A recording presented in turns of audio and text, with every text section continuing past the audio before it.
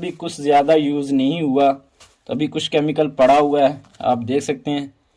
इस्त्री को अच्छे तरीके से साफ़ करके बताएंगे।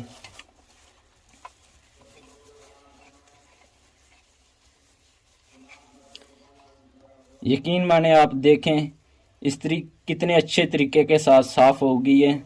ऐसी लाइफ में आपने इस्त्री कभी भी किसी भी वीडियो पे नहीं देखी होगी जितनी अच्छी ये साफ़ हुए, और चंद मिनट में इस्त्री को साफ़ कर दिया। इसमें ये कोई गर्म भी नहीं है, बिल्कुल ठंडी इस्त्री है। और केमिकल के साथ आप आराम के साथ घर में आप लेडीज़ भी कोई भी आदमी कर सकता है, कोई इसमें बड़ी बात नहीं है। अगर आप भी पाकिस्तान नंबर 1 लिक्विड पॉलिश हासिल करना चाहते हो तो हमारे दिए गए व्हाट्सअप नंबर पर रब्ता करके आप ऑर्डर कर सकते हैं। अगर आपने अभी तक हमारे चैनल को सब्सक्राइब नहीं किया तो जल्दी हमारे चैनल को सब्सक्राइब करें और बेल के बटन को प्रेस करें, शेयर करें, लाइक करें, ताकि हमारे आने वाली वीडियो का नोटिफिकेशन आपको जल्द से जल्द मिल सके।